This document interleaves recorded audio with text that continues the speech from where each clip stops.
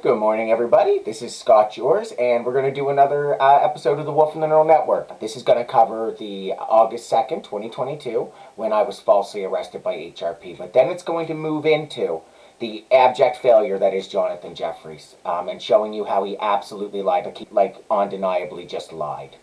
It's irrefutable. It's such a fucking embarrassment. Like, oh my god. Please note I received a notice of completed investigation on June 21st, 2023, in anticipation of what Jonathan Jefferies lied about. I did episode 7, HRP investigator caught lying, cheating, and stealing to avoid investigating serious crimes on June 28th. I absolutely nailed how corrupt Jonathan Jefferies was. Nailed it. And then Professional Standards released the actual report on July 7th, 2023. So, now what we're going to do is we're going to do a setup in regards to this, right? So we're going to go back over just some of the evidence leading up to this, right? So, and we'll start out around April 10th, 2019, when I had to submit a complaint at Urban Shipbuilding because something really bad was happening. I was being really harassed, but I feel like something else was going on. And then just 8 days after that, I got pointed at in traffic by police, pulled over. I got my first speeding ticket. You know, we've got this evidence with Jim Perrin and all these suspicious events, you know, like I got my speeding ticket on the same day that they were saying it's disingenuous to apologize for systemic racism, and then you got Jim Perrin basically making a statement on that day, and then my wallet just happens to end up with HRP, and when I'm getting it back, they keep asking me, you don't know where it was found, you don't know where it was found, all these events with Mark Norman and stuff before that. Then Jim Perrin on like the 17th, you know, like within 12 days of me getting my wallet back, gets his job posting at JD Irving. And then eventually is the person that, and then in November 19th, I think it was November 19th, it's definitely November, you can check his own LinkedIn page, but I think it was the 19th, because I'm pretty sure in their meeting he said the 18th or 19th. But you'll see, I said speculative, very open and honest about it. He got his transfer to JD Irving. The chief of police stated there would be an apology for the black community. Again, all on topic. I got an email for a job from the government. Torstar shuts down their Halifax office. Well, Torstar and Post Media were under investigation for collusion, and this whole time JD Irving was in this fight with Post Media, openly saying they're going to sue them. It was this big thing in the news. It went through the privacy commissioner, right? Like it was this big objective event.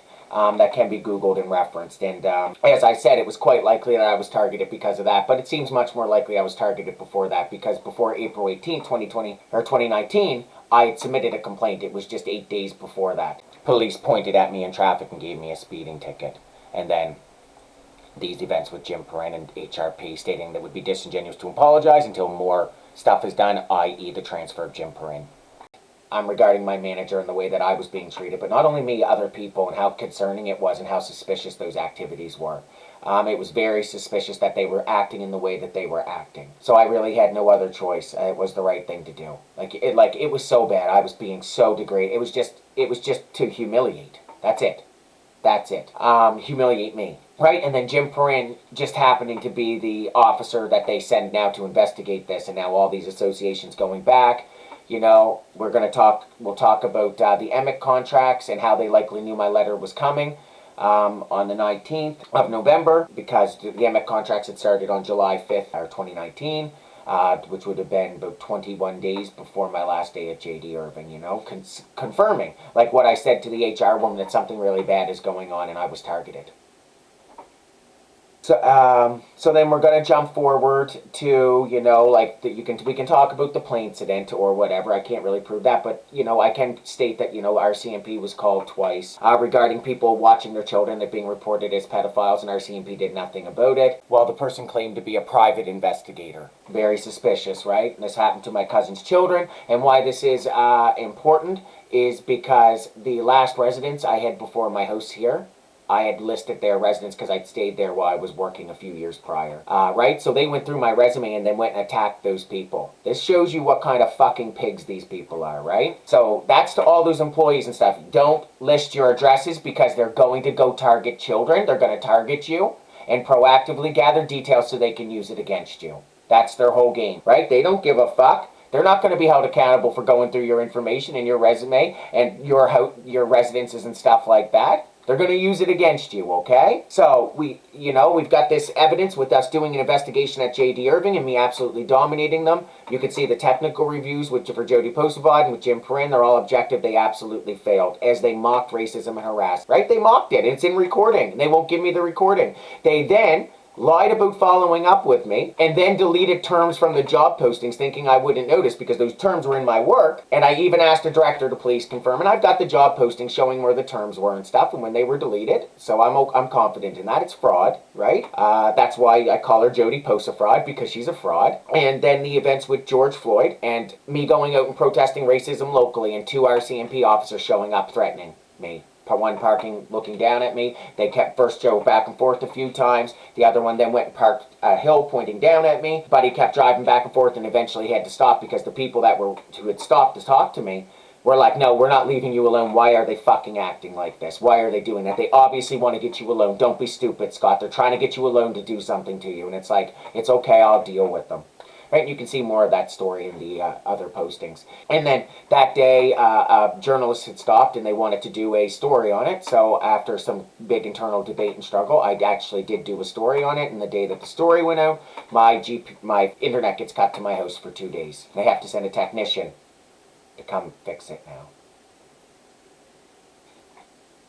And then eventually me sending the letters, my follow-up letter. So after the investigation, when they clearly lied. And the other important thing is then they tried to fish me to call me a fraud to say that I was an engineer, right? These people set me up, lied, and committed serious fraud to try to discredit me. When you see I am a technical expert, you can see the wolf in the neural network. You can see all of this technical work, multiple technical reviews that I have made public. I am solid in my technical work. I've worked for Black Research in Motion as a systems analyst and an escalation point. I was an escalation point primarily for the BlackBerry Internet service, but I was also an escalation point for the handheld service, like software and all those types of issues. And I did some stuff with the BlackBerry Enterprise server with Microsoft Exchange. And I did different off-site, on-site training and all that stuff. I was the best at my job. Like, I was really good at it because I am really good. I'm a very detailed person, as you'll see by all these reports. Right, so I have a background to also back all of this, and the fact that I was working for Canada's national shipbuilder and they were reasonably scouting me for the IT manager position tells you that I'm a skilled person, right? And that means that all these other government organizations were also probably trying to scout me because they know how I'm smart. Just is what it is. So anyways, after they mocked all of that, I sent my letter, and then Stephen McNeil had resigned the next day. And you should see, like, I was hard on them. So all these people were involved. The defense minister, the premier, these police, all of the top people at J.D. Irving, all involved. Literally, directors and VPs were directly involved in the investigation, right? So all these people were undeniably involved. And then when I sent my email saying, I got you, this was so beyond inappropriate, the next day Stephen McNeil resigned.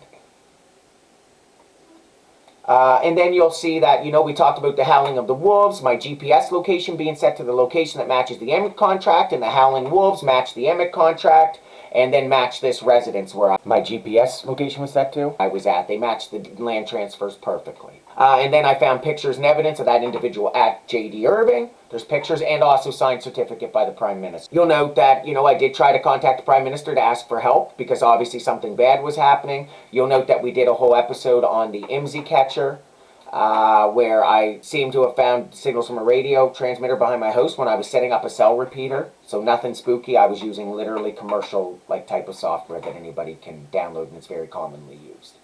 And the conditions of me finding it were because I was setting up a cell repeater.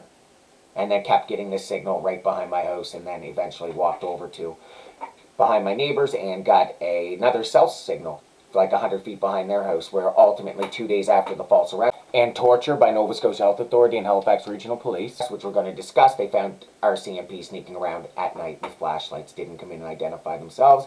The neighbor had to go out and confront them. That's right. So then we talk about all the property views starting in September 2021. Which is very compelling evidence on its own. I'd set up a property out here for that specific reason so I could watch it. And it coincides with me sending the letters, right? So, and then you see I talked with RCMP on the phone, tried to file a complaint September, I think, 17, 2021. And you can see the delivery confirmations to Halifax Regional Police also around the same time frame. September 2021, in this case the 26th. And me asking them to please resolve this. But you'll also see an instance of hacking in regards to Burschel's LLP and Burschel's LP. And, which is going to come into play here a lot further down the road. You'll note that then I gave them over 3 months to please respond to me and to deal with this. Nobody did, so I submitted a detailed security review on December 23rd, 2021. I submitted it on that date because it was and I gave them 48 hours because in 2 days it was Justin Trudeau's birthday. And Christmas. So I wanted to see what that monster would do, right? And you see what it did, right? They didn't respond to me. They knew I was right in the details that I was given. And they just thought they were going to get away with it, right? So he went and spent his holidays like that while I'm being framed, terrorized by all these people. It was to show what kind of a fucking monster he actually is. Think about it. The EMIC contracts and stuff were all signed off on by his senior defense staff. Jody Thomas, Jonathan Vance, Harjit Sajjan, and, you've got a premier of Nova Scotia resigning. You've got all these issues with urban shipbuilding and all this stuff to do with racism and the police, and the Prime Minister doesn't know. The Prime Minister absolutely knew. So, what we did is there's a gap there, but as soon as I found out that J.D. Irving in this post-media event, you'll see that I immediately was like, I caught yous, and there's other evidence and stuff in there, but we're going to go over that later. And then it was the next day that the NDP and Liberal government did a supply and confidence agreement. Well, back in 2019, NDP was questioning post-media for being a propaganda engine. And was like dead on. And as I found evidence, I kept sending it, so that if they arrested me or did anything, it would always be on the record. So it was clear I was trying to figure out what happened, but it also makes it clear that what I knew when I knew it. And that a copy of that would exist in a bunch of lawyers' mailboxes, all these government officials, which I can confirm the delivery confirmations, but as well as the police, which I can confirm that they all had copies, so I can prove they all must have known, and I did my due diligence. So, and then when I made a Freedom of Information request from Halifax Regional Police, on the same day I got it back, Kevin Mooney of the shipyard announced he'd be stepping down. The same day. So you're starting to see this correlation of dates that isn't just a random coincidence, right? One event that we did leave out is that, we can correlate EMIC contract number 1 with where my GPS location was set, but then EMIC contract number 2 directly, and the events associating with it directly on several occasions match the exact events in EMIC contract number 2. With a house about 300 meters from my house. I can see it. And then, there's instances of where they might have been taking pictures of us, and including at night. Very, very suspicious, but I don't know, right? All I can do is report it and state, something happened. But also in terms of the radio transmitter behind my house, I found that signal within 15 feet of where I found a rope hanging like a noose. That's right. Now, leading right up to the event of me walking down to Halifax Regional Police, there's an instance of Valent Legal being hacked, where it's very reasonable they were trying to get access to my account, whereas then they could send out emails and stuff making it look like me. Well, in addition to obviously being able to change my GPS location on my phone, such as with the first EMIC contract, the combination of being able to set my location and change my location, them clearly trying to hack my accounts to get my password, and then they could say, well, we don't know who did it. And the issue, say, with like the possible radio transmitter behind my house. While looking at all the property views and data associations, not just from Google Analytics, but also, I've got the confirmation from Pokemon Go that I got massive amounts of spawns at my house, showing you that they basically had me surrounded in every single way. It's a fact. It's a technological fact. You can see what they would do. They would have full control of my life. They could set my GPS location somewhere really bad, send really bad emails, make my system connect to really bad IPs. That's a fact. And they would make it look like me. And then how would RCMP and people like Nova Scotia Health Authority react? Me coming in there saying it wasn't me, it wasn't me. You can see how dangerous of a situation that is that these people put me in, and you can see then that they're deleting the EMIC contracts after the illegal arrest. It shows you what their intentions were, and they weren't good. They were going to try to hide this and cover it up at any cost, and that cost meant destroying my life and attacking children, disabled women, cancer patients, anybody that they could, right? These are domestic terrorists.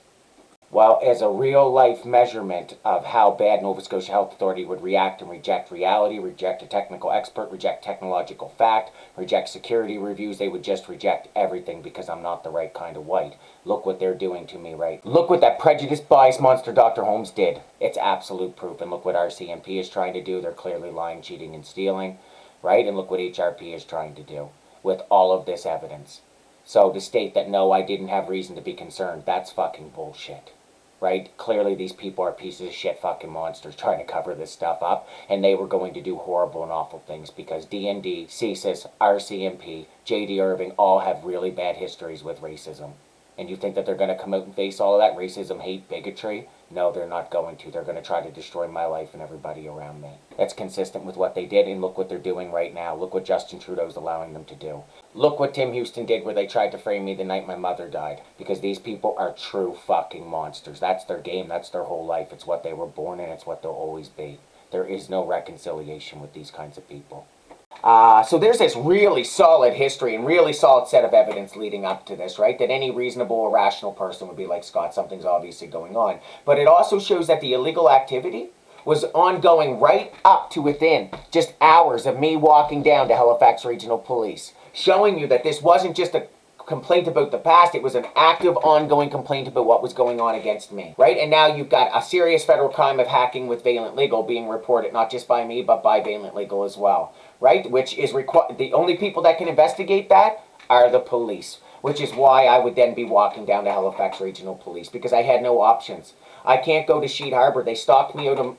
The cop up there stalked me out of my sister's driveway because I'm a gay bro and they're religious fanatics. When that guy has serious domestic abuse and rape allegations against them, but serious instances of adultery as well, right? Just a complete hypocrite. And then stalking me out of my sister's driveway because I'm gay, in his plain clothes, in his police car. Yeah, we all know what that is, right? And then me finding his police vest.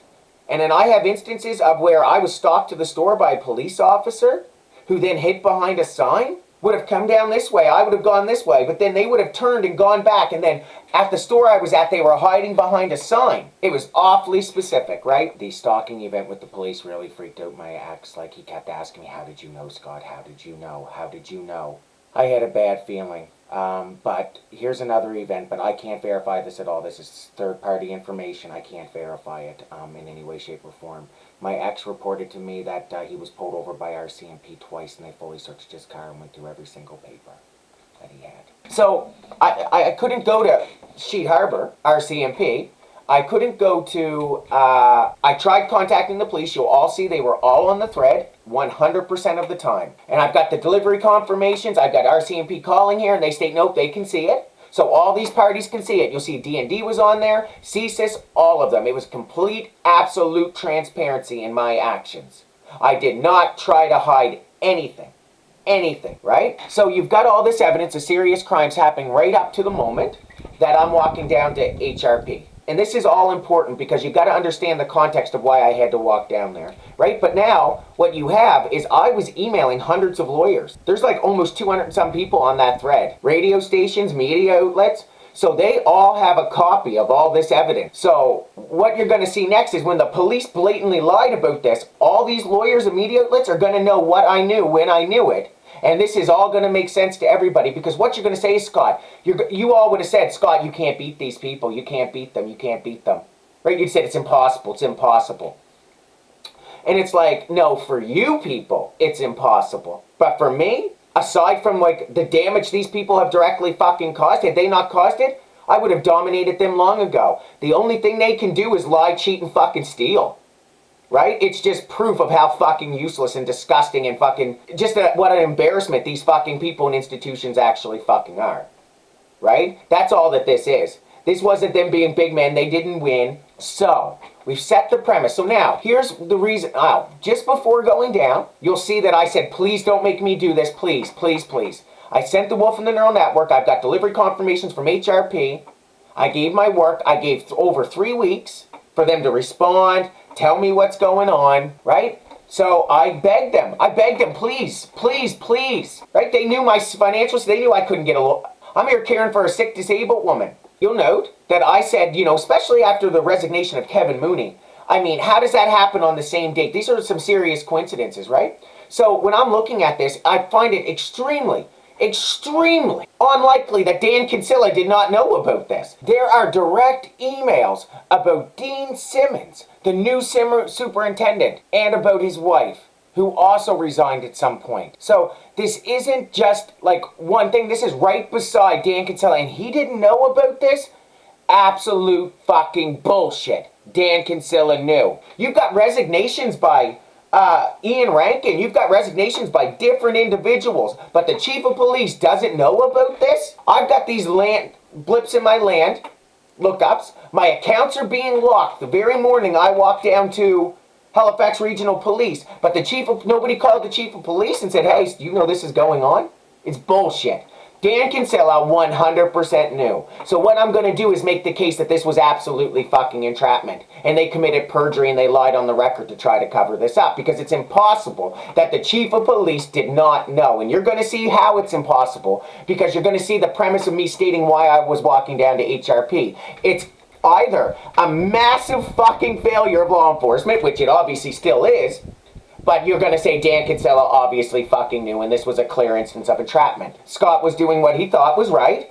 He is being transparent. He gave his number. He gave literally up-to-the-minute updates, begging and pleading for someone to contact him. I was not the unreasonable one. I came with incredible evidence. So, just a few days before going down, I'd stated, look, it looks like Dan Kinsella knows about my wallet, okay? Which means that he is benefiting from the theft of my wallet. Right? Because if the public found out, or the police found out that he knew about my wallet and was actively benefiting from it, the public, the media, and everybody is going to have a field day. They're going to say, holy shit, why didn't he do or say something? It's because Dan Kinsella is clearly benefiting from the theft of my wallet, which means he's a beneficiary from a federal crime, a serious crime. Right? Because this is not only the theft of my wallet, it's identity theft. Right? But then he knows that those officers would have committed perjury in regards to my wallet. So he's also trying to cover that up to protect the right kinds of white. So what he's actually doing is he's stopping official laws or acts from being enacted for his own polarized personal political ideology. Because it benefits him and the right kind of white. Think about it. He was involved in stealing historic apology from all of these people. Do you think he's going to face that? No. So, I'd stated, it looks like I have enough information to go down and arrest the chief of police. Can somebody please confirm this? Because you'll note that it states when it comes to like citizens arrest, you know, it has to happen right at the time, which makes complete fucking sense, right? But what it actually states is it's actually different in terms of your property, right? Because it can be done within a reasonable time frame after the theft. Now, I asked on that thread to hundreds of lawyers, literally did my due diligence to RCMP, HRP, government, CSIS, D&D, all of them, to please tell me how I'm not within my rights. Please explain what these mean, and if you don't, then how am I not within my rights to go down and assert this? Well, I also made it very specifically clear that the best I can reason, given the events and the data, everything happening, that there is still an ongoing set of crimes, which is consistent right up to the date I walked down to Halifax Regional Police. As you see with Valent Legal, my accounts being locked, the hacking attempts, and that goes right back to my statement. But when I found out about J.D. Irving and Post Media, and then the supply and confidence agreement the next day, I state I will seek criminal charges because this is ongoing criminal activity. Well, if they say, oh, well, that was us, so it's okay. Well, from my perspective, that's not okay. I don't know who that is. It could be somebody in China in a hole in the ground dressed as Big Bird eating Fruit Loops for all I fucking know. Right? So I'm doing the right thing and look what these fucking people did because of it. So I stated, look, this is like, I'm going to be going down. I'm asking you please people to please stop me. If you know I'm wrong or there's something you don't know or you know that I don't, please. Guess what? Nobody did. So I did the right thing. I gave up to the minute update, right? Remember this, the chief of police is not exempt from the law, right? And note this, that since these events are occurring right up to this date, I can still file a complaint against Dan Kinsella because it doesn't have anything to do with 2019. There are federal crimes happening right up to just before walking down to HRP. With Valent Legal, and these events with Kevin Mooney now resigning. And the ongoing questions about Post Media. Well, Post Media and Torstar were under investigation for collusion the entire time this was happening. Right? These are seriously quantified good questions. So, I state this is what's going to happen. Please don't make me do this. Right? I don't have any protection from anything. So, if I'm not loud about this, then what's going to happen? What are they going to do? So, I walked down to Halifax Regional Police. I can't go to Sheet Harbor. Look how fucking corrupt they are. Jessica is a corrupt cop, right? You think that thing's able to fucking be logical, reasonable? No, that is there to protect itself so it can pat itself on the back in the morning and pretend it's a hero. And they told me, Jessica, that if I even mention J.D. Irving, they will have me fucking arrested and pumped full of drugs.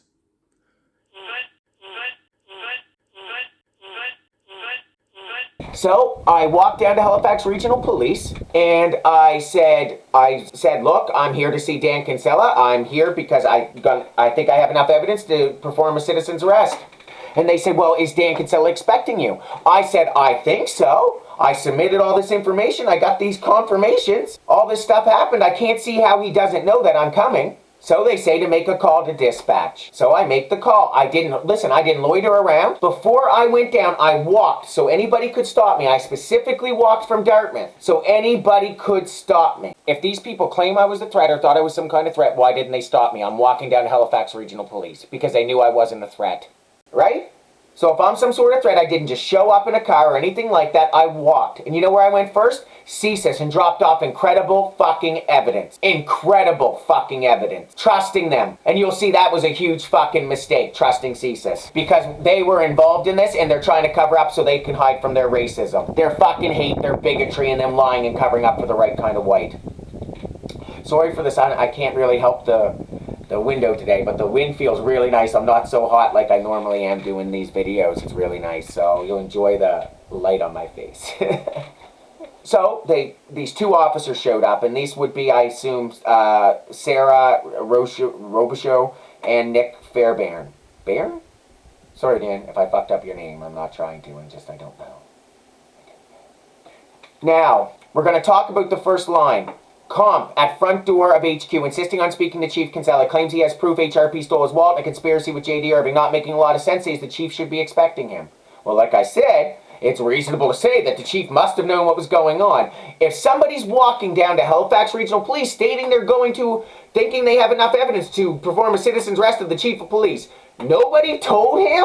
Of course they did. This is entrapment, right? They knew there were many other ways to resolve this. They wanted to entrap me and hide from this as long as they possibly could. Now, you're going to see this thing of not making a lot of sense is bullshit. You're going to see these people don't know what the fuck they're talking about. Like, I mean, it's so obvious that it wasn't me who wasn't making sense. These motherfuckers didn't make sense. We're going to jump down. George began to speak of a found property call involving his wallet in 2019. George advised that he had proof the police had stolen it from him and the Chief Kinsella knew about it. I said I had strong evidence. That's all I ever said. Now, here's going to show you how ignorant these people were. They state, George claimed he has done tons of research and has multiple megabytes of evidence. He has put forward to police and now retired Sergeant Jim Prin had stole his wallet. That doesn't even make sense. I hardly focused on my wallet. If you check the Wolf from the Neural Network, the alpha version, bullshit. Bullshit. And I definitely never said Jim Prin stole my wallet, ever. And look at all this other evidence. Nothing to do with my wallet. Megabytes. This guy doesn't know what he's talking about, but says Scott's not making a lot of sense. This guy don't make any sense, right? You're going to see it. George claims he explained to police he knew Prin from his previous job at J.D. Irving. George said that he worked there for 6 months, however, couldn't get further clearance due to Jim Prin being there. That's a lie. I clearly said that, the events are extremely suspicious and laid out why they were suspicious to this individual. Because they had asked, right? You'll never see anywhere that I said Jim Prin ever denied me security clearance. I said that he had the motive, opportunity, and means to do it, and highlighted the suspicious activities leading up to that, which is clear even in that email chain to all those lawyers and everything. That is an abject fucking lie and misrepresentation of what was being talked about. Prin was a private investigator for J.D. Irving and feels he did not get clearance due to Jim Prin being a retired member. Listen, I never had an issue with not getting clearance. Never. Check, we're from the Neural Network. Check all the email chain. This guy is lying and misrepresenting what's going on because he should have sat down and took the complaint, but he didn't, so he could claim plausible deniability, lie, and then lock me up saying I'm not making sense. When I submitted all this evidence, I'm a global technical fucking expert coming there asking for help. And this guy's telling me I'm not making sense when he is lying in this report because what he's saying doesn't match anything. George was requesting police investigate Irving because of this. So, right here's telling you that they're even admitting that I'm not just requesting something about the police, I'm requesting that something else was going on with J.D. Irving, who professional standards does not investigate. It's the police. So then you're going to see why this is important. Jurors continue to be fixated on Chief Kinsella and performing a citizen's arrest on him. This is false. I literally asked them about the provisions, about property, and how long is too long to wait after, and if I could prove that Dan Kinsella knew about the theft of my wallet, does that mean he is benefiting from the theft of my property and he can be arrested? Because I'm wanting to know, can I file a complaint with professional standards with this guy, as the issue would be proven to be ongoing? That's right. That's completely fucking reasonable. And I was not fixated. Here's what I said. I said, look, it's either, this is literally what I said to them. I said, look, it's either that Dan Kinsella knows about this or somebody set him up to fail. Don't you think he'd want to know? This guy lied. He lied. He lied. Right? But here's going to show you another blatant fucking lie. George spoke of past member, Chief Blaze, and then when asked how this had to do with his original complaint, he simply said he had 4 data pages of notes as evidence.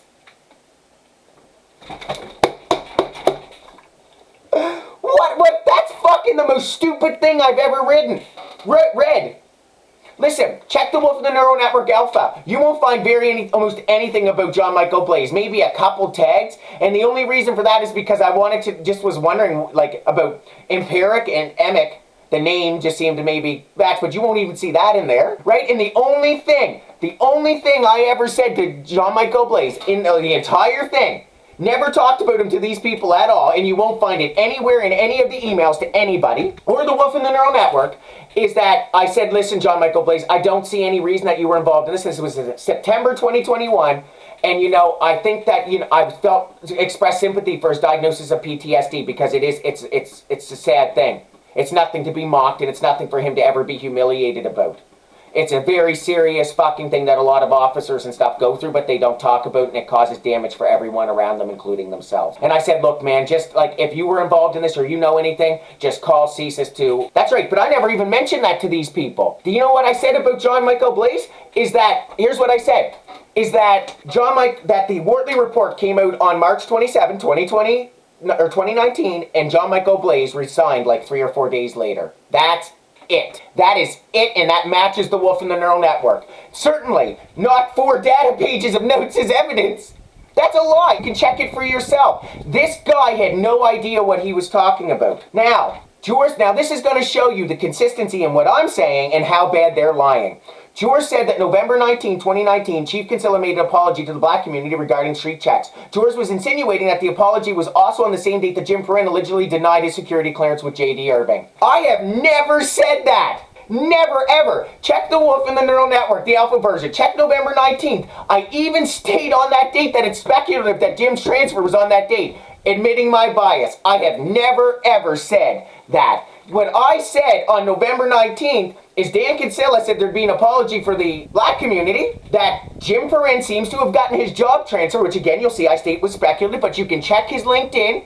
It says November 2019. And like I said, in a meeting with me, it seemed like he said 18th or 19th of November. I got a email from Capital Health about a job, and Torstar shuts down their Halifax offices. And you'll note he doesn't mention any of that in here. And why Torstar is important is because March 15th, 2019 is when Post Media moved in and take over Chronicle Herald and Saltwire. And that's the whole event that happened with David Pudge Lee's Post Media and J.D. Irving linking this all together. Which leads us into Bill C-18, the Online News Act, and what's going on in the media right now and what Torstar and Post Media were very reasonably trying to do.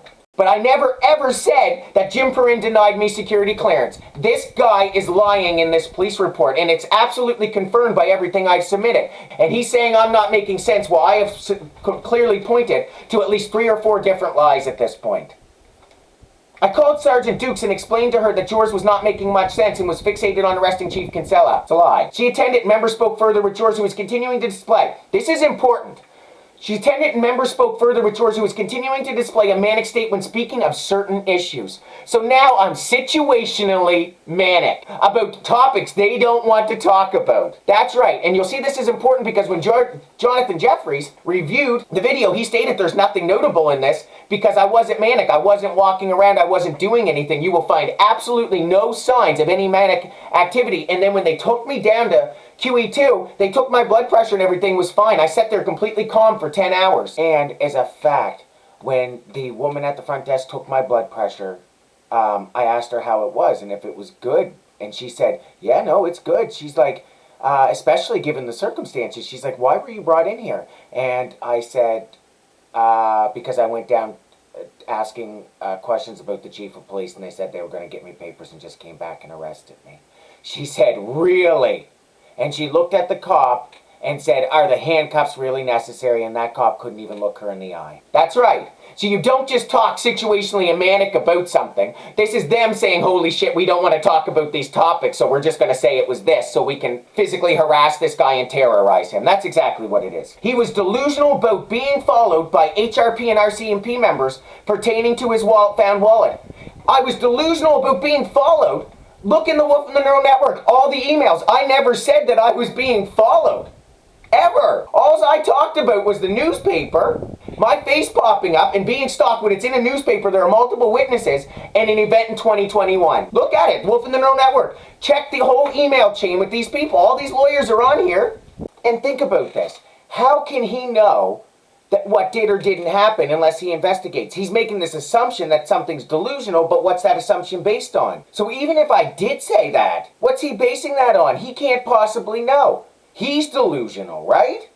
Right. What he did was acted with a presumption of guilt to fulfill his polarized personal and political ideologies. This is a fucking lie.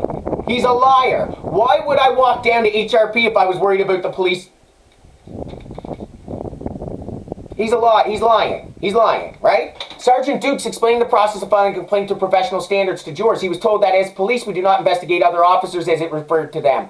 That is a lie. See, if there's an ongoing crime, first off, it's the police who have to do it. You don't go through professional standards. The police have to respond to that immediately. Which obviously there was direct evidence of serious ongoing federal crimes, right? But if you actually check the Halifax.ca website, what does it state? It states that you can file a complaint against any member of Halifax Regional Police, including the Chief of Police. And it states, clearly states, do I have to contact professional standards to file a complaint? No. You can file a complaint with any member of HRP. So this statement that Sergeant Dukes explained the process of filing a complaint through professional standards to jurors, he was told that police do not investigate other officers that is referred to them, is incorrect. It is a lie. They are by law required to take that complaint. They just didn't want to because they knew I was being rational. I'm an educated person. They knew I was a technical expert. They knew they had to lie about this because they didn't want to face the Chief of Police. That's what this was. Sergeant Dukes and Captain Robichaud and myself spoke separately, deciding that an arrest under Section 14 of the IPTA would be needed due to mental health concerns displayed by jurors. Alright, so let's talk about my perspective, what happened. So, I walked in, I told them what I was there for, I politely asked them, like, look, it's raining outdoors. It was raining a lot that day. I was wet, but I brought a towel in preparation. I said, is it okay that I sit inside? Everything was shut down because of COVID, so they only had that little corridor open. Those people told me, yes, it was okay to sit down. I just walked a lot, guys. Like, I walked all the way across the bridge from Dartmouth, walked all the way down to CSIS, and then walked back up to HRP. And, you know, had the place been open, what do you think I'd be doing? Sitting on the floor? No, I'd be sitting in the chair. And since it's raining outdoors, it makes sense for me to sit inside, right? Absolutely. So, they show up, and they said, and it was just us in the corridor, and they said, hey, do you want to go in a room or go outside? I said, well, can we talk right here just for now?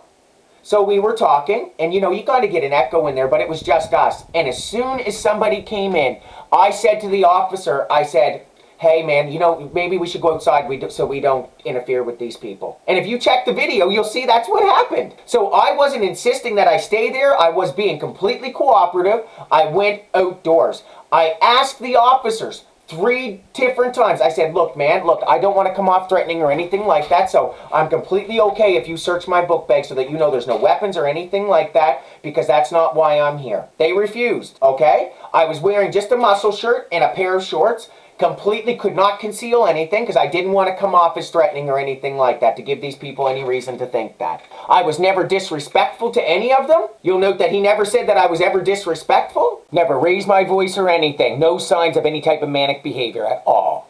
So we had talked and I asked them several times. So they said, oh, well, that doesn't sound like it was Chief Dan Kinsella. It sounds more like it was J.D. Irving. I said, okay, then are you going to investigate J.D. Irving? And they said no.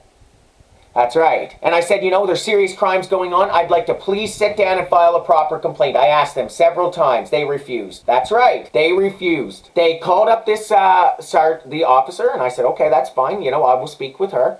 And they asked me questions about these dates. Right? So the only dates I gave them were I was just saying about Stephen McNeil resigning, and we did an investigation at J.D. Irving. I told them about Kevin Mooney resigning, and these things aren't in this police report, are they? But look, why are they in the Wolf and the Neural Network? Do you think I'd walk down to HRP and not mention those things? Of course I'm going to mention them. They're saying we're a conflict of interest, we're a conflict of interest. So this woman asked me, she's like, and I said about, Jean-Michael Blaise, I gave the dates, and then I said about, my wallet was then stolen on about March 27th. And not Jean-Michael, about Jean-Michael Blaise retiring. That was the only thing I ever said about him. And I said about, getting a speeding ticket, and then the dates, and then after I filed a complaint, and then said about, my wallet going missing, and then ended up with this officer who kept asking me, you're sure you didn't know where it was? And I'm trying to present serious evidence, but they're not gathering it. And then I said, look, and Jim Perrin got his job offering. It was on the 17th of June, 2019. And she said, well, her face changed. She said, you got that one right on the head.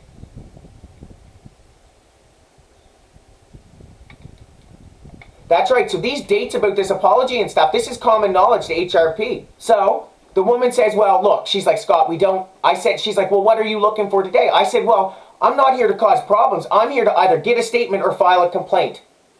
And she said, well, we certainly don't give out statements. And I said, okay, well, then I'm here to file a complaint. Please let me file the complaint. She said, well, we don't because we're a conflict of interest. She's like, let me go get you a paper for professional standards. Okay, why didn't these other officers offer me that? So you'll see this in the video, and Jonathan Jefferies confirmed there is a video to confirm this in. So she goes in, and she's like, well, just stay here, and she's like, just talk to these officers while I go in and get the papers. And I talked to them, and you know what I said to them? I said, listen, guys, like, I understand that, this is not an easy conversation. This is a lot of data, and that's why I want to sit down and talk about it. That's why we need to sit down and talk about it. But I want to tell you guys that I feel like you two did let me be heard, and I want to thank you for that.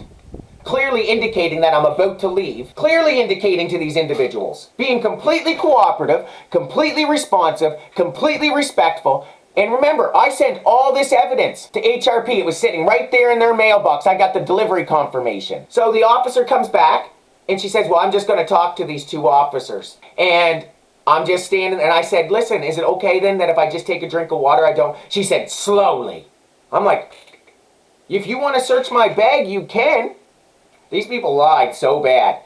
And I seen them talking. I said, I knew that I'm fucked at that point because I could see what they're doing. She knew I was right. She just admitted that state about Jim Perrin.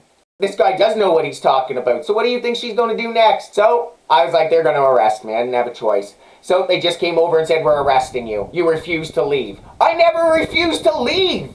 Never. Do you see the video? I'm completely cooperative, right? And she said, well, you're making up dates. And I said, because I said, why are you doing this? She's like, well, you're refusing to leave. And I'm like, no, I'm not. I was going to leave. She's like, well, you're making up dates. And as she arrested me, when I said, why are you doing this? She goes like this and pulls up her pants like a big fucking man. That's right. I then was transferred to Halifax, or down to QE2, where I heard the officers talking behind the car that they knew something else was going on and that it wasn't me. That's right. So when you hear this set of events that these officers reported, it is full of lies. I was making a lot of sense, asking them to please sit down and go in a room, which is my right under law, to have this complaint properly recorded. And if they would have properly recorded it, would they have made these mistakes? No. They made these mistakes and then said I wasn't making sense when they should have sat down, took the complaint properly, and then they could have used that against me. She could have given me that paper and seen if I left or not, but she didn't because she knew I was telling the truth and she knew she had to defame me, slander me, and terrorize me.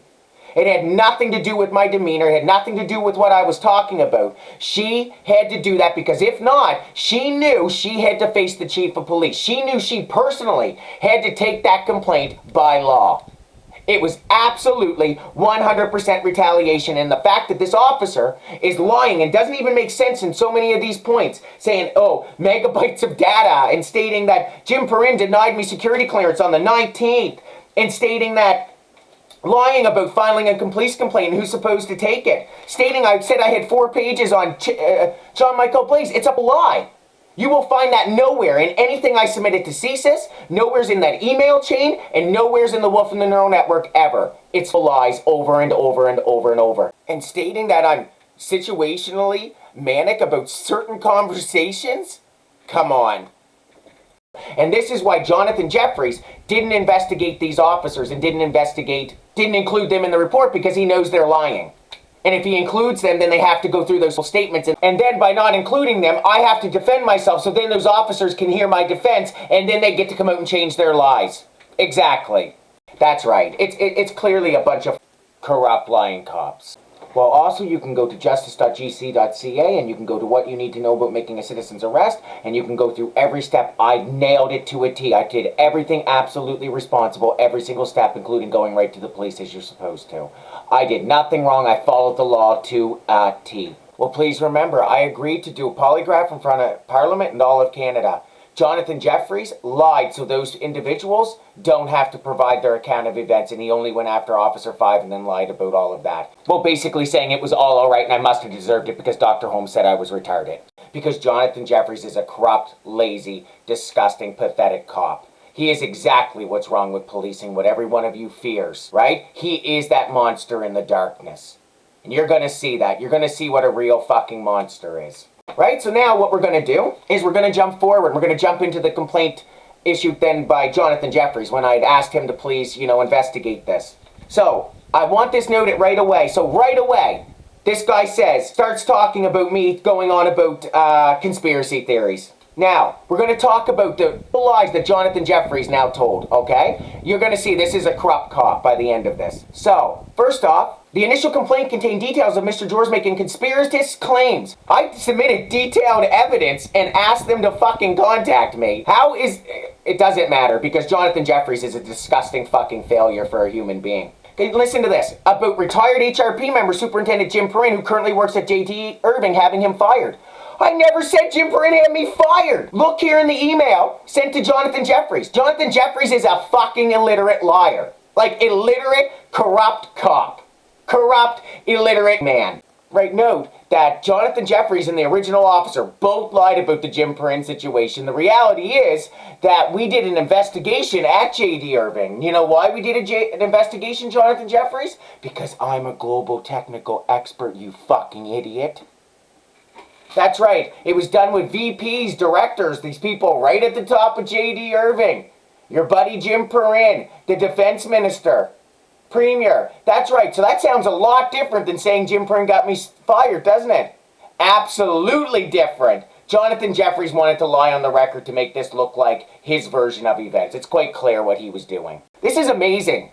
George also made claims in Nova Scotia Health Authority covering up torture and about their handling of his property when he was involuntarily committed to the hospital for assessment. Look at this, and now this is important. In his complaint, George stated that when he was arrested, members of the Halifax Regional Police officers, whom he described as 1, 2, 3, and 4, because I didn't think it appropriate to give out their names, right? And I figured Jonathan Jefferies would show me the fucking decency of contacting me, but you'll see that he didn't, because he's a corrupt cop. He's a liar, cheater, and a stealer, and he knows that by contacting me, he'd have to actually treat me like a human being, and then he can't claim plausible deniability. This disgusting monster knew exactly what he was doing. This isn't his first rodeo, right? You get to see corruption front and center here. Described as 1, 2, 3, and 4, did not mistreat him aside from his arrest. Jonathan Jefferies only investigated Officer 5, who yelled in my face, refused to investigate the arresting officers, with him in himself stating that they did not mistreat me aside from my arrest, because the whole complaint was stating that I was falsely arrested. So why didn't Jonathan Jefferies include the officers who did the false arrest? And when he's even stating in his report, did not mistreat him aside from his arrest, stating that my arrest was mistreatment. Because Jonathan Jefferies is a corrupt fucking cop, and he didn't think anybody would be able to go through this, right? And to that, note within the original complaint, it said either Dan Kinsella can come forward and take responsibility because he said he would personally follow up in every single case regarding these exact people, these exact issues, or that we would have to file the complaints against these officers, right? Where's that in this report? This is the dirty, dirty, dirty kind of person you fear is in police. It's Jonathan Jefferies. He stated he did not want the officers punished except for officer number 5. I'm submitting a complaint that I was falsely arrested, you dumbass. And the complaint about officer 5 is that he be removed from his position immediately. That's why I said that about officer 5. The complaints commissioner, in accepting the complaint, gave direction that only officer to be investigated by professional standards would be the conduct of officer 5. Not the officers who did a false fucking arrest. So here, Jonathan Jefferies gets to claim plausible deniability, and then that commissioner gets to claim plausible deniability, when anybody looking at this would know that that's irrational. How could they ever get to those kinds of conclusions? It's because this is a bunch of corrupt fucking cops, and they know exactly what they're doing. This is because they're trying to claim plausible deniability, right? And they're trying to push this outside of the complaint period, so they can say that, oh, it's outside of the period, now you can't complain against these officers, it was all you, Jonathan Jefferies is a corrupt fucking cop. You see, this directly implicates the complaints commissioner, but the board of police commissioners. That's right, him and his friends. So look at them, trying to dodge responsibility, lying about who's involved, not including the very officers who did the false arrest. It doesn't even make sense, but when you immediately think about how fucking corrupt these people are, it immediately makes sense. And don't worry, I never expected these corrupt fucking cops to do their jobs. I expected them to do exactly what they're doing, right? When given incredible evidence, I had to show you that these people would lie, cheat, and steal. So then he has no argument against those other officers when they clearly lied in the initial police report. It just shows that this is expected behavior from Halifax Regional Police. It proves my point, and then it proves that you can't say, Jonathan Jefferies, that no, it doesn't make sense that those officers would lie when I can prove you're fucking lying even when you have it typed up in front of you. Now, here's the best part. So I sent, Jonathan Jefferies called me. That morning I couldn't talk because I took my aunt to QE2. She had to have different heart stuff done. So I said I couldn't talk to him, but I'd be sending him an email. And he did state in that email, I don't think I fully noticed at the time, that he had said Officer 5, and that's all he's investigating. I was like confused because I'm like, okay, well, I'm going to submit this evidence and then ask him why he's only investigating Officer number 5, because it doesn't make sense. I clearly said it was a false arrest. So Jonathan, if you were falsely arrested and you submitted a complaint, you don't think that the officers who did the false arrest should be in that complaint? That doesn't even make sense. It says, a few days later, Sergeant Jefferies received a return email from George which began by stating that he, Sergeant Jefferies, had been set up to fail by people. So he's mocking me about being really kind about this and saying, look, Jonathan, I understand how this is going to make me sound, but I need to be completely honest with you about this. You know, you were basically set up to fail here. And then went on about basically how I'm a technical expert and stuff like that, right? So this guy's mocking me now. This is going to get incredible. George provided a detailed email regarding his claims of conspiracies against him. Conspiracies, evidence, direct, detailed, hyperlinked evidence. Pretty little fucking pictures.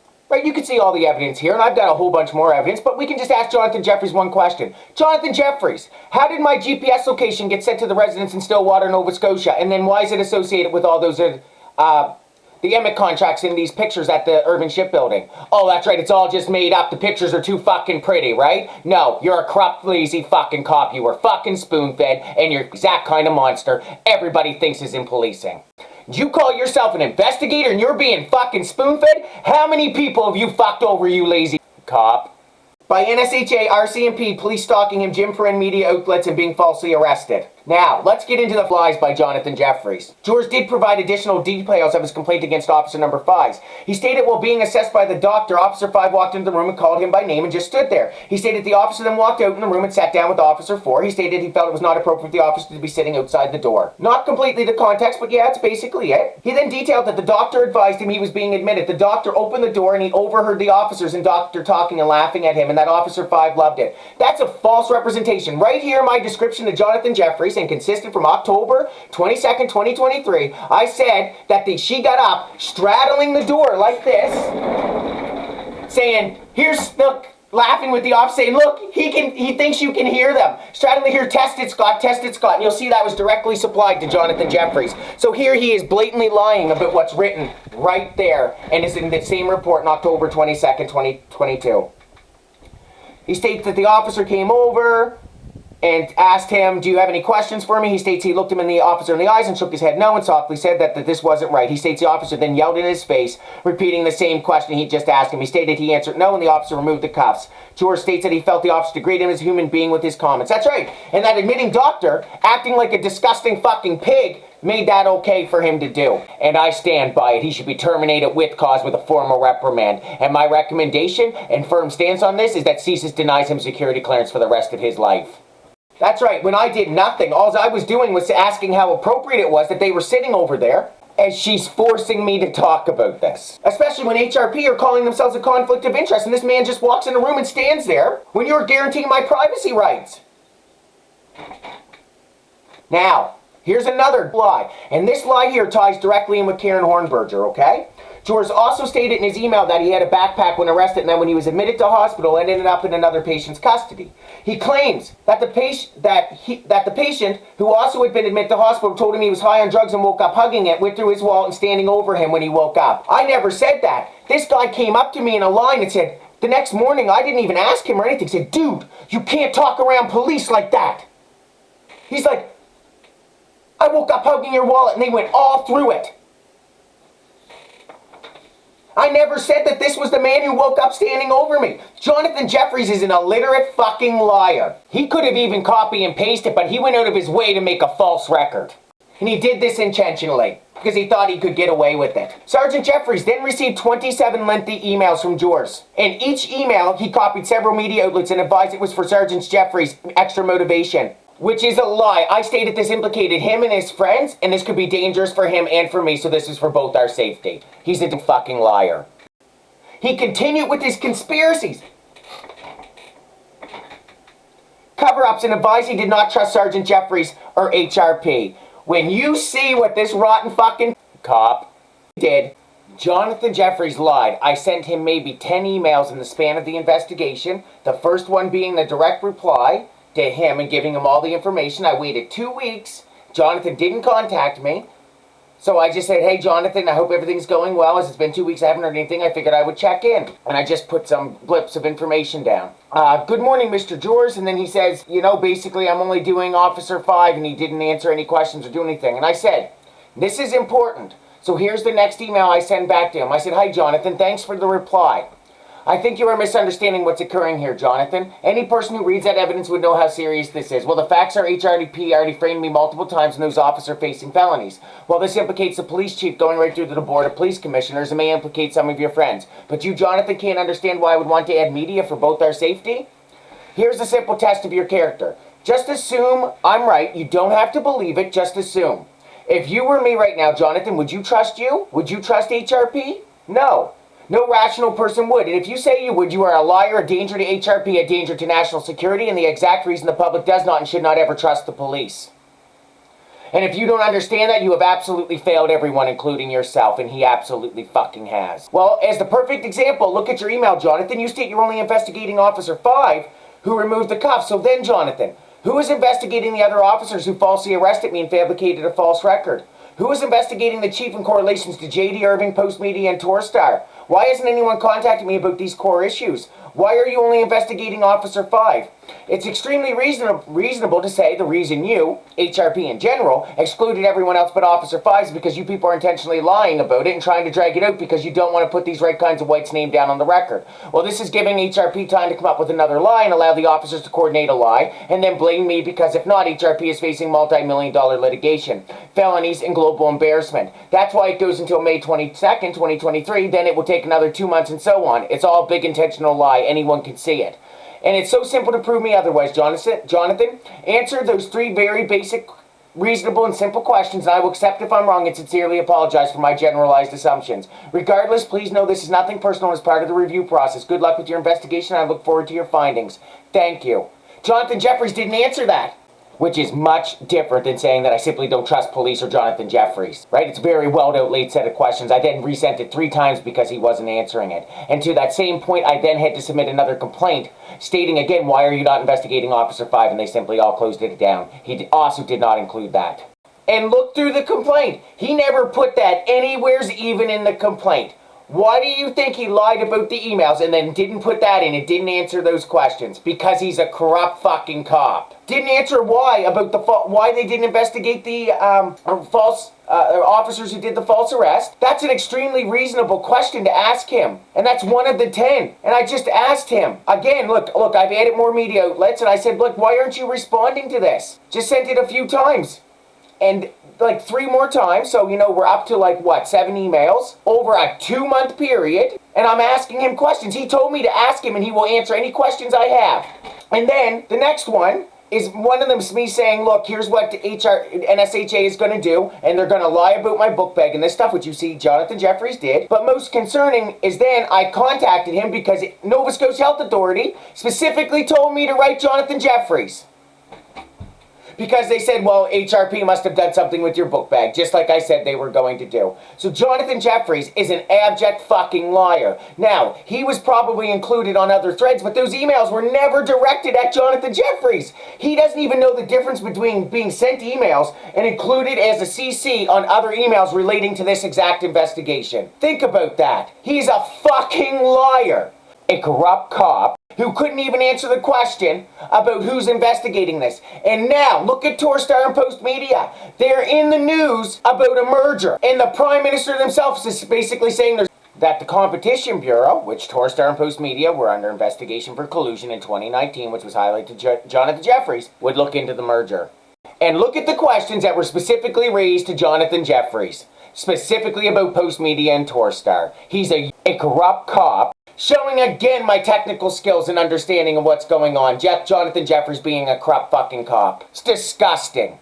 Provided a link to a transcript that he says is from his meeting from psychologists at Mount Hope. He then goes on about Dr. Holmes stating that I'm making up dates and connections. What he leaves out and then tries to use that against me when Dr. Holmes said she's basing everything she's doing on what HRP told her, which is those arresting officers, which I'm stating performed a false arrest and lied, and Jonathan Jefferies isn't investigating them, but then trying to say that everything caused by them is evidence against me.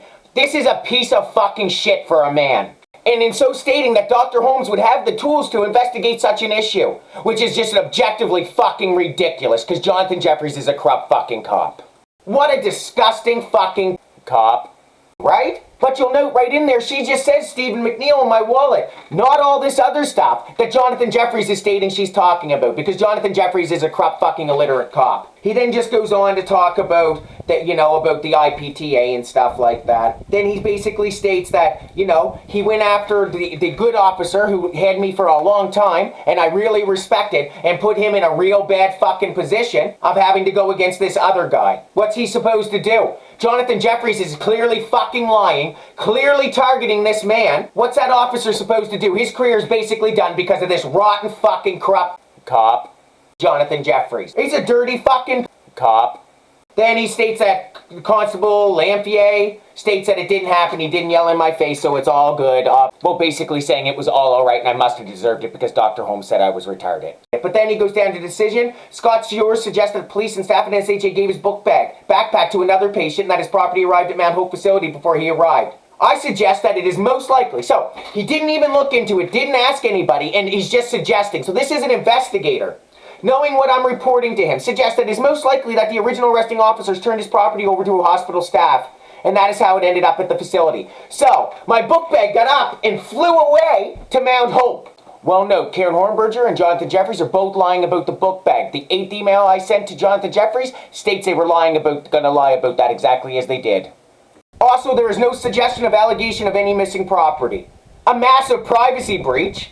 So, Jonathan, why don't you just go out and hand your credit cards, your banking information to people on the street? Right? You're going to say, holy shit, they might use that against me, right? Or here, we'll go give that to some police officers. Yeah, you'd be like, no, you're not doing that, right? But it's okay when it happens to somebody else. Of course, because he's a rotten fucking cop.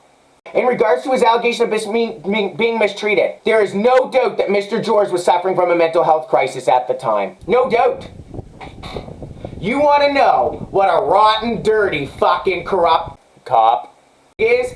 Jonathan fucking Jefferies. What a fucking embarrassment. Really, think about this. Here's a study from RCMP website. The study found that the average level of activity by police officers is equivalent to ironing, holding a baby, or washing dishes. Jonathan Jefferies is such a lazy, corrupt, incompetent, illiterate fucking cop that it can't even turn its fucking neck to accept the plane incident flying right into its fucking disgusting corrupt mouth by a fucking technical expert. That is the definition of useless and corrupt and a fucking failure. That is a shit stain on the fucking legal systems of Canada and Nova Scotia. It's an embarrassment to Nova Scotians, Canadians, it's an embarrassment to men everywhere, it's an embarrassment to our entire fucking species. An abject fucking failure. And the only conspiracy theory that exists here, Mr. Jefferies, is the conspiracy theory that you have even a single functioning fucking brain cell. So really, there's nothing left to say to Jonathan Jefferies. Everybody knows what an abject failure that is. And of course, he's going to pretend to be the victim, right? Of course. He's going to know, big boy. Ooh, ooh. You know what he's going to do, right? It's disgusting. It's disgusting. But that failure has no other means in its life, so it's going to continue to be the abject fucking failure that it is and the fucking monster that it is, which is exactly why that thing is in the role that it's in. So my real question now extends to Justin Trudeau. You're going to look at a camera and tell me you trust Jonathan Jefferies? No. You know very well what that fucking monster is. You know what that is. Right? You're going to trust your kids with him? No. And if you say yes, it can only be because you know you're the right kind of white. That's right. Right? So then, Tim Houston, same question. You're going to say you trust Jonathan Jefferies? Bullshit. You know what a fucking corrupt cop is. You know what that fucking thing is. That's an embarrassment. You're probably terrified and horrified. The only reason you'd say you trust him is because you know you're the right kind of white. Right? Jagmeet Singh, you going to say you trust Jonathan Jefferies? No. You would never. You go into Parliament going on about police yelling and stuff, so what are you going to say? Because he's black? I'm pretty sure he's black. So, he's black, so he can't possibly be corrupt, he can't be an awful fucking human being, he can't be hateful, he can't be racist? Shut the fuck up, bro. You know exactly, you would never trust that sloppy fucking cop. Right? So you're gonna come out and comment on this? You're gonna face it? No, you're gonna let them lie, cheat, and fucking steal, try to destroy my life, my family's lives. Well, you pretend you're so much better than the white man, but you're on your knees just like they are. So you people can hide like fucking cowards. Because I am not the right kind of white. Disgusting. It ain't a problem with me, it's a problem with you fucking people. David Vanneau, you gonna say that you don't know what a man like Jonathan Jefferies is? You're behavioral. You know exactly what a corrupt fucking cop is. It's a fucking disgrace, and you know that man must have lied in so many other cases and destroyed how many lives, right? You know this is retaliation, so you're going to investigate him for domestic terrorism, right? For lying on a record to specifically further and benefit his polarized personal and political ideologies? No, you're gonna give him a pat on the disgusting shit-filled back and try to call him a fucking hero. Well, you go out to fucking the public, go out to universities, and try to say, I hope you know we're not like that. No, David Vanneau, you are 100% like that. And that's the episode. So yeah, I got a little heated there near the end, but you got to understand, these people literally tortured me, terrorized me, they lied on official record, they went after my family. So I'm allowed to feel things, and I'm allowed to express that. But also I had to talk a little quick because I had to keep this under 60 minutes, so I had to cut everything really close together. That being said, thank you very much for watching, and have a good night.